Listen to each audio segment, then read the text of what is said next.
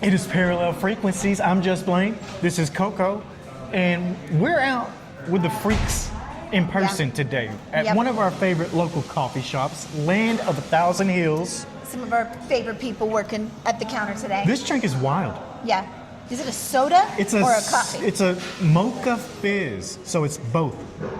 Okay. I came in here one day and I was like, you know what? I don't know if I want the soda fountain that they've got or if I want a coffee. And she's like, oh, I got something for you. I got both. And I'm like, I don't know if I'm brave enough to try it. it's good. That sounds I good. like it. I like it. But today is Friday, Freaky Friday. Freaky Friday. Here we are. Feature Friday / Freaky Friday. Yep. We didn't know about Freaky Friday until a couple weeks ago because we started getting freaks commenting Thank to you us. so much for commenting. It is. I love to see what you guys have to say. I do. It makes It me is so popping. happy. It is popping. Let me tell you that. And we had a lot going on all the way back to our Golden Girls. Somebody said, I love this username, the at I don't be Karen.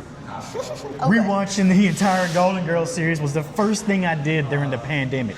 See, that's another one of these instances where somebody gets emotionally attached. It's almost like we carry trauma with some of this stuff that we attached ourselves to during the pandemic. Yeah, for sure. Because I talked about me being in the hospital. You did, yeah. Watching Golden Girls, and I'm pretty sure my twins still react to the theme song because they heard it so much in the womb. But it's like comfort. I love to hear about your guys' comfort shows. Yeah. What is your comfort show? You're like, I don't really want to watch something new. I don't really want to get into it, but I just need something that makes me feel good and comfy and cozy. And no, I love that. And then we got here at John Doyle 1487. I love this because this is when we were talking about A League of Their Own.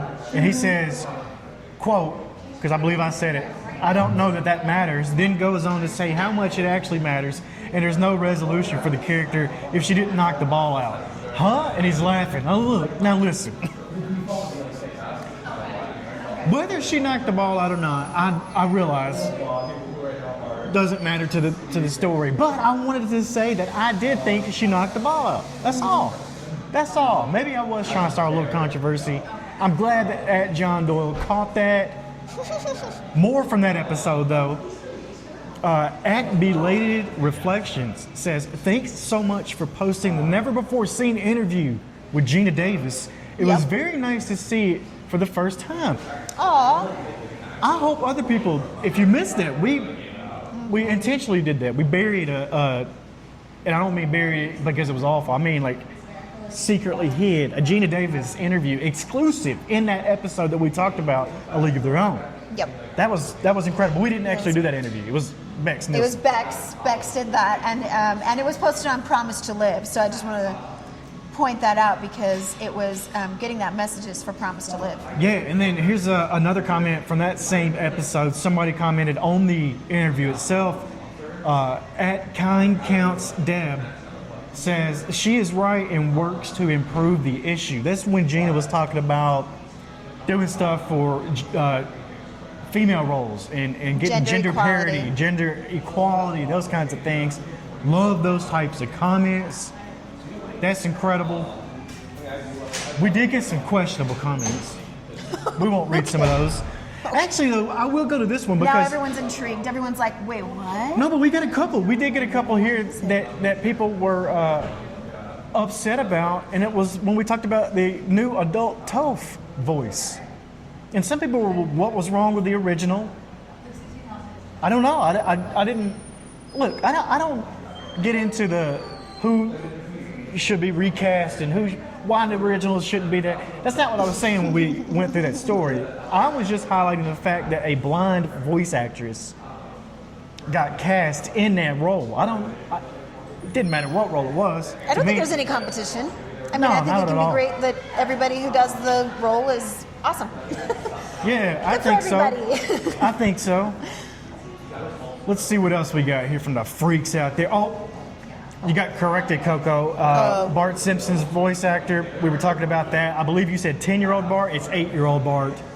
Thank you, freaks. I want a fact check on that one because I was under the impression it was 10-year-old Bart and 8-year-old Lisa. That might be it. We're gonna have to check because that's. I'm not saying you're wrong. I'm just saying I want clarification on that one. Yeah, that was somebody in the comments at CMDRHUNABKU. Yeah. Look, we might have to check I'm on happy it. to be wrong. No problem. If I am wrong, I'll admit it. But I'm not totally sold on that yet. Because I believe it was 10-year-old Bart and 8-year-old Lisa. I think you might be onto something there. I think you could be. So we'll get to fact checking that. And freaks, you wanna help me out there?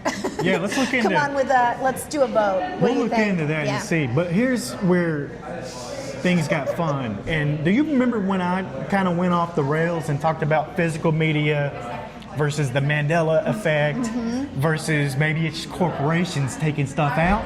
Yeah. Lots of comments flooded in about that. Ooh. At Jimmy HSHS says, yes, preach it. If you own no physical media, you own nothing. Exactly, that's what I'm saying. That's what I'm saying. And then at KWITH says, I keep my physical media because they can't just reach in and remove something I've paid for and then try to gaslight me by saying buying isn't owning or whatever corporate bullshit they try to use. That's what it is. Yeah. You're not actually buying a movie when you buy it digitally.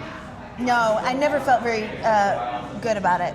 No. Like, I mean, it just feels like a snap of the finger, everything goes, and it's gone forever. I mean, who knows? They could take it away, though. That's the thing. Or they can change stuff. They could remove music because maybe the licensing has run out and Yeah. they don't want to pay for that no more. So that's what I was saying with physical media and people.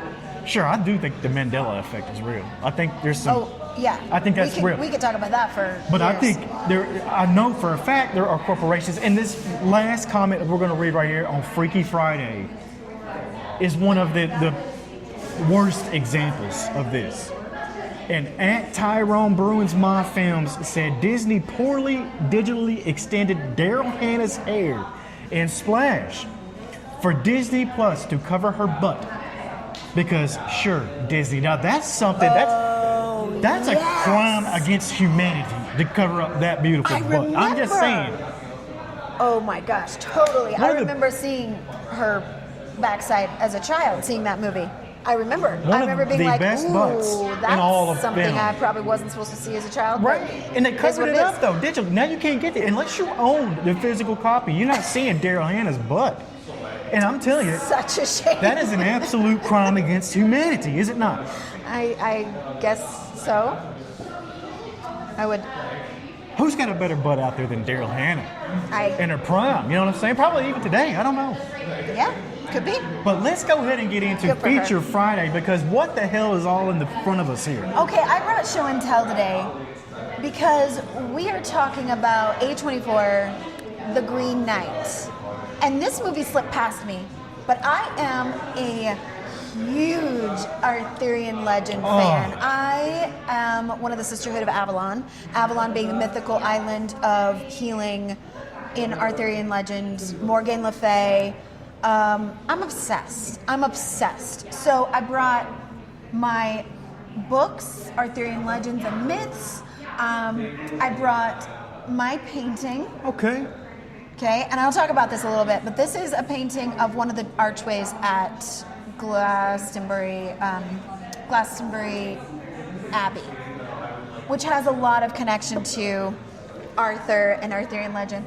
Is there anything better than those like mythic quests where anything can happen? It's all a little bit spiritual, mystical. I mean, like absolutely anything is possible. And so as we get into this movie today, I just have to say this is the peak for me of like what these kinds of legends and stories around Arthur, the Knights of the Round Table, all of that, what it kind of pulls together. But yeah, this is my element, you guys. I'm so excited to talk about this movie. First off, I gotta say shout out to A24 for continuing to fund films that feel like they were discovered in a haunted library instead of the final draft. I mean, who greenlit this movie? Yeah. more importantly, who understood it on the first read? There's no way that somebody Yeah. saw this and was like, "Yep, that's it." Because it's crazy. It's The idea alone of it is wild. I mean, think about the poem itself. We don't even know who the real author is. No, it's just anonymous. they're 14th century. Sir Gawain. Gawain. How did they pronounce They it were in the like movie? Garwin. Yeah, Like they almost had an R in there, didn't It's it? definitely Welsh in origin, and a lot of the Arthurian legend is Welsh. So Wales, or Cymru, as its actual name is called, like to kind of lay claim to the Arthur legends. Like, he's ours. Yeah. Okay. When he talks about King of Britain, it's actually, they like to be like, he's from here. This is he's ours. But so does England, and so does Cornwall, and so does like all of those areas. Everybody kind of has their own Arthur claim, but. I was a little unsure about the pronunciation because in Welsh I would think it would be Gawain. Gawain. I think that's how I learned it in school. Was Gawain. Gawain. That's how I would pronounce it, seeing it written down. But Garwin Welsh is speakers, how they kind of let said me it. know what you think. And let's just break it down right from the top, because you got Dev Patel playing Sir Garwin. And I'll say it Garwin. I like it like that. Not the polished knight, not the legend that we've heard. I'm going to let you break down the legend here in just a minute. But no, this is Dev Patel playing a Gawain that, it was before the story people tell about him. And this is the version of you before you become who you claim to be. What is the original? Just real brief. Well, so the original story, again, written down in like 14th century, it's pretty simplistic in that it's basically him going on this quest. And I think that the movie kind of blended two different Gawain characters in prose of that time, because there was one that was sort of a philanderer, sort of known for being a bit of a troublemaker, out doing whatever and with whoever. Yeah. And then gallivanting. There was I think is what we like to call it around here. Yeah. Type, youthful, all of that kind of thing. And then there's Arthur's nephew, Gawain, who was essentially kind of a pure of heart, innocent knight. So you get a little bit of both in this story. You get a little bit of like, maybe they took those two characters and said, what if they were the same person? Okay. And kind of played with that idea a little bit. I don't know if they did that on purpose or if that was because they did their research. I'm going to assume they did their research. But it was much more simplistic in that his journey basically got him to the castle. And that castle, I have it right here in Arthurian Myths and Legends. Okay. So the story of Sir Gawain and the Green Knight, the Bertilit Castle that he ends up in at the end of the movie is kind of the whole of it. His journey gets him there, and then he spends 3 nights with the Lord of the house, Lord of the castle, who essentially is the Green Knight. They're maybe one and the same character. Gotcha. And because of his 3 nights, he was hit on by the lady of the house, and because he was so pure of heart, he, kicked back her advances and was like, "No, that's not honorable. I won't do that." And then when it was time for him to meet the Green Knight and take his beheading, he essentially said, tried 3 times and stopped himself and said it was because of the 3 nights of his showing his morality, his chastity, all of that. And then gave him, again, on the final cut, just a nick on the neck because he took the green sash that she offered him. That's right. And because he took it, that was his only infraction. That was like the one thing he did wrong, and so he just got a nick on the neck and was able to be released and go home. So I had to look it up. I was like, I don't know the story well enough to know if he survived. And A24, of course, in this movie, they leave it very ambiguous. Ambiguous, right there at the end. Didn't show it. That's kind of the style they go for anyway, which is why I love their movies. But this is really a story about somebody making who they are. Yes. Making themselves what they end up becoming. And how many of us are walking around calling ourselves something we haven't actually earned yet right now? Yeah. And that's what this is kind of happening. And it's like people you hear all the time say stuff like, "I'm disciplined." Are you? Yeah. I'm ready. For what? Sometimes it You know, doesn't like, require you to say it if you Yeah. really are. Yeah, but this movie is one that sits down and makes you actually prove those things. The whole premise is pretty simple. I mean, it feels like a dare. Mysterious green dude rolls into King Arthur's court like it's open mic night. He says, "Hit me with your best shot," and in 1 year, I get to hit you in return. Yeah. I get to return the favor in the same way. I get to return the favor. Yeah. And Gawain, fueled by ego, curiosity, and a little bit of, I need a story about me, Yeah.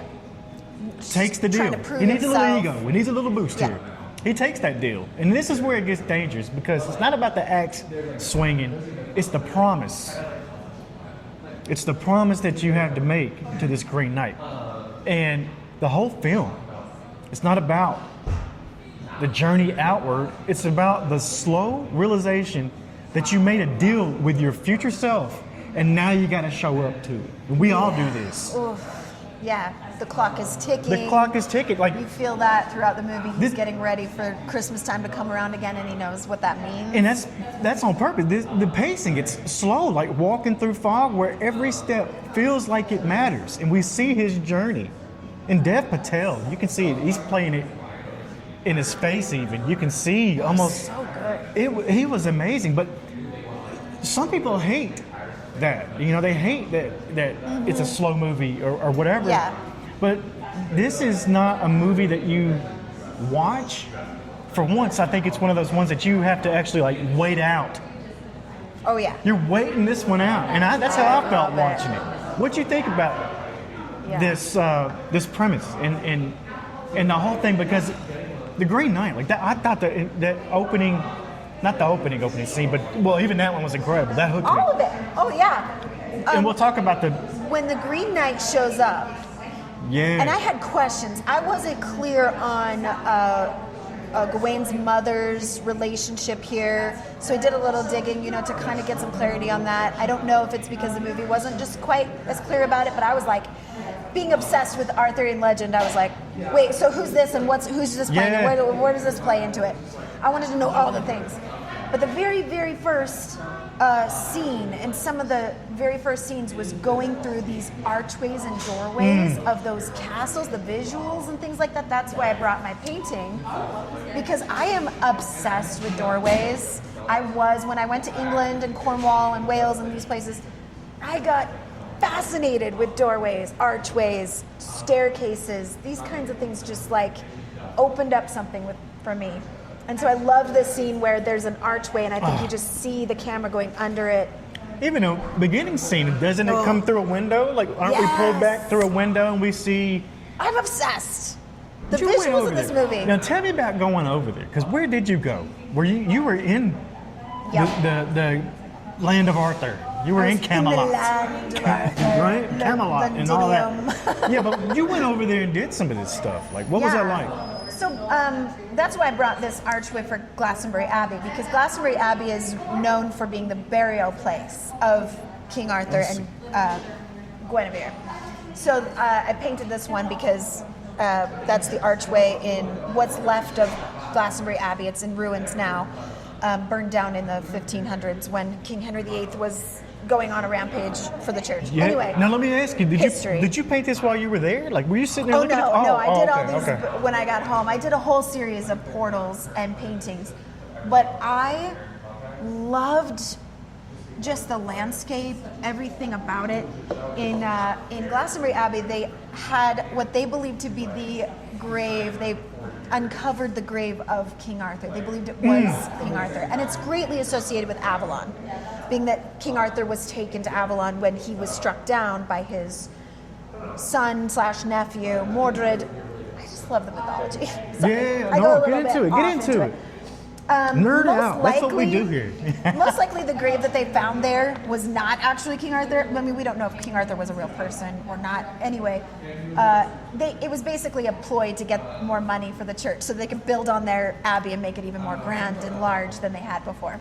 And it worked. Tourists came flooding in, I bet wanting they to did. see King Arthur's grave, all that. So, but Glastonbury is an incredibly sacred place for both Christian and pagans alike because of the red and white spring there, the the Chalice Well, the Tor, the Tower of St. Michael on the top of the Tor. There's a lot of really cool history there.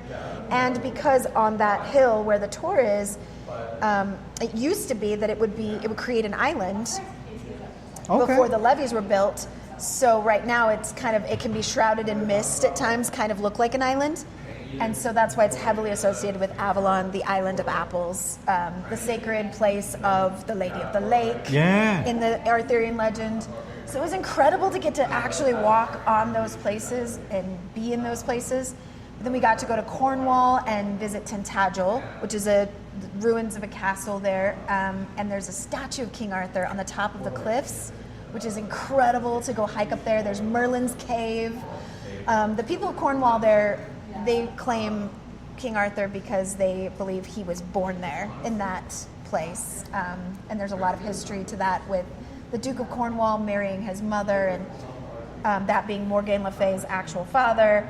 All of this is myth and legend.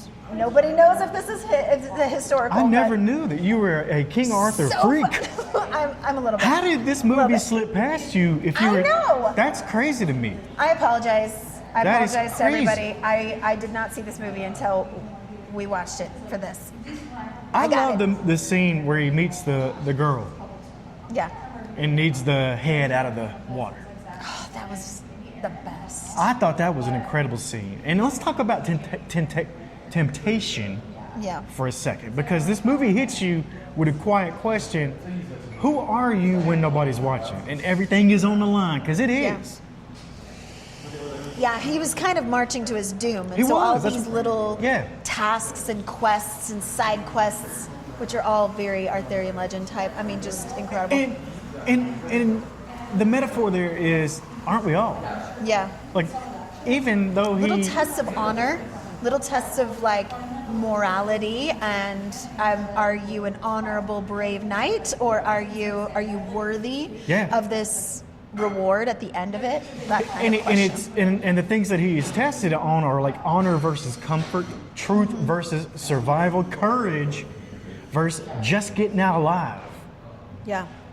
Every test felt like a mirror, but not in a preachy way, in that uncomfortable way where you're watching this and it kind of felt personal. You're like, Yes. oh, I thought about that. I'm like, man, Christmas is what his end he thinks is, but Potentially. we all have an end. We're not getting out of here. Nobody wins. I know. I'm not getting out of your life. Yeah. But how did you show up along the way? Exactly. And I mean, this is so perfect for all of the kinds of, Celtic myths and legends. A lot of them, I study the Mabinagi, which is the Welsh mythology, quite heavily. And all of these stories have things in common, like the sovereignty goddess. In this case, his mother is playing this part of the sovereignty goddess. Because, the question is, when you realize she's the one that did her magic, her witchcraft, her pagan, whatever it is, and created this Green Knight to come and challenge Arthur and the knights. Why would she do that? Knowing that it's her son that would step up to the task, putting him in danger.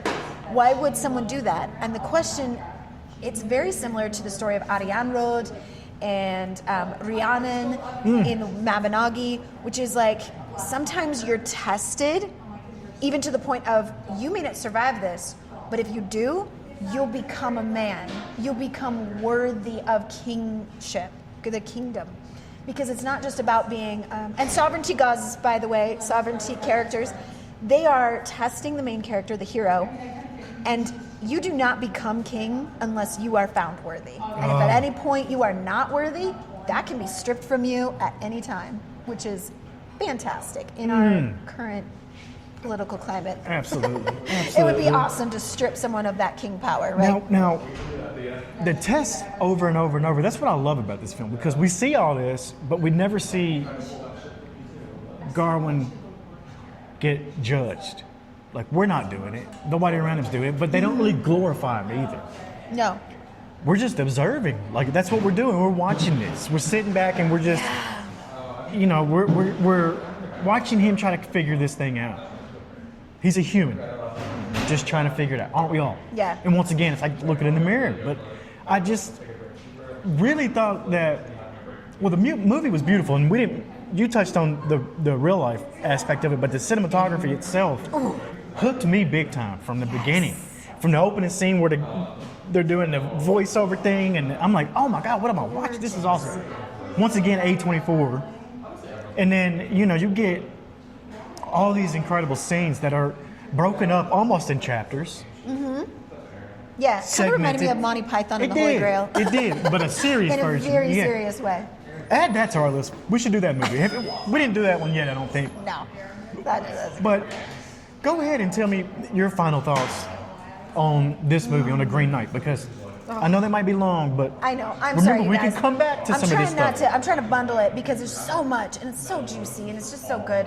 I love the themes of playing with civilization versus nature. You see that in like London, Camelot, the dirty city kind of vibe that you get when they're in the court and in the king's court.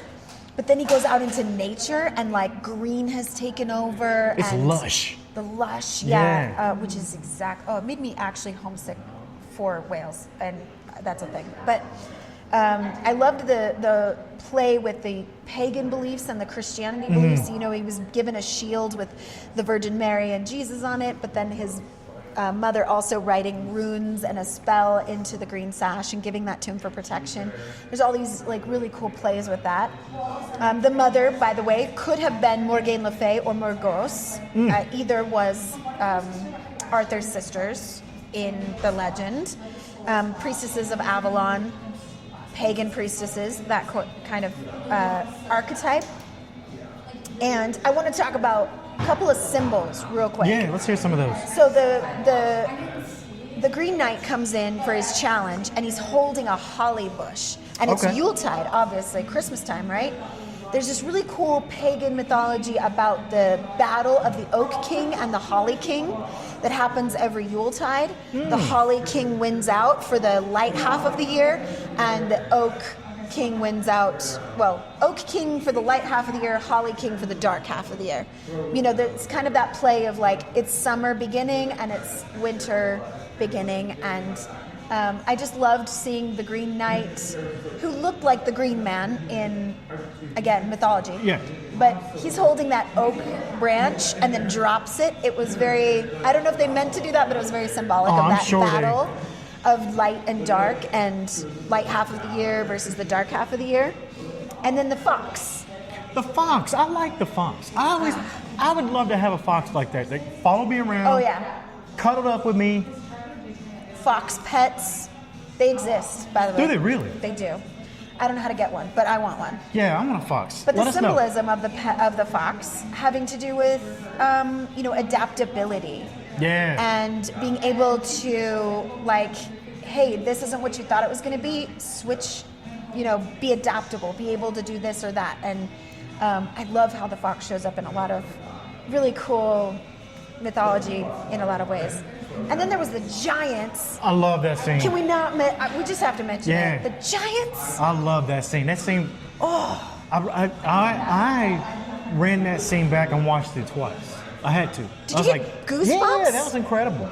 Man, I don't really have anything to say other than whoa. Watch the movie for that scene. Really, you can watch the entire movie just for that one scene. I think I had visions of that while doing a ketamine treatment. I'm pretty sure that I was in the Giants. I was going to say there was some ketamine, maybe feelings about about the world. movie. About the movie, they had a couple things in it that was very when he went into the water for the skull. That was a ketamine dream right there. Oh my gosh, yeah, the galaxy. Yeah. Like feelings. I see that every time I go to any kind of meditation.